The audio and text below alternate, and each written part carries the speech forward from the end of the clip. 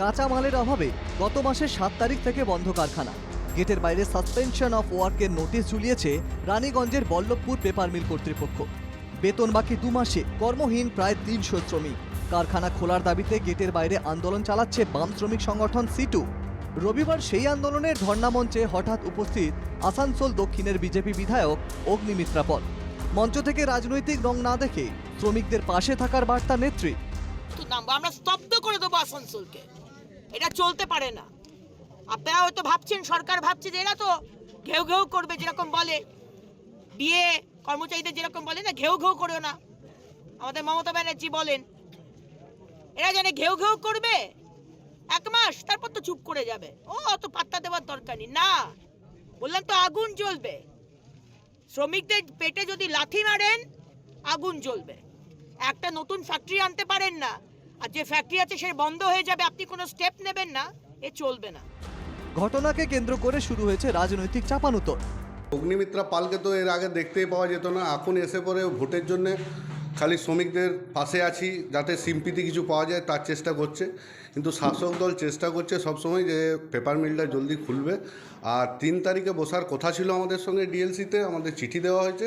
3 তারিখে কোনো কারণবশত ম্যানেজমেন্ট বসতে পারেনি, 6 তারিখে ডেট দিয়েছে। 6 তারিখে বসে শ্রমিকদের যাতে সুরাহা হয় তার চেষ্টা শাসক দল করছে।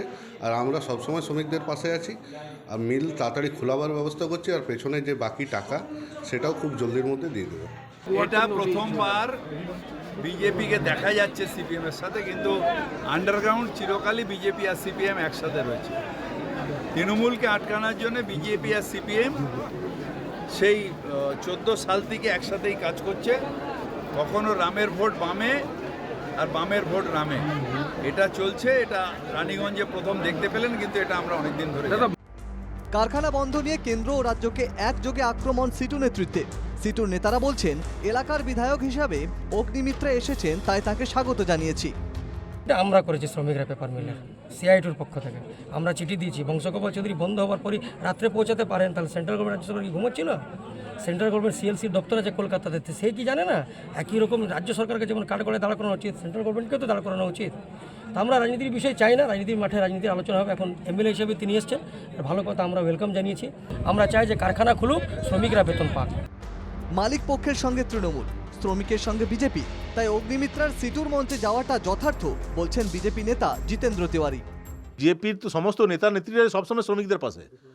মালিক পক্ষের সঙ্গে আছে তৃণমূল কংগ্রেস, আর যারা শ্রমিক তাদের পাশে আছে বিজেপি। তো ঠিক করেছেন, ওনার ওইখানকার বিধায়িকা, উনি আসানসোল দক্ষিণের বিধায়িকা, সেখানকার শ্রমিকদেরকে যদি ডিপ্রাইভ করা হয় তো আমার বিধায়িকা সেখানে যাবেন না? 100 বার যাবেন।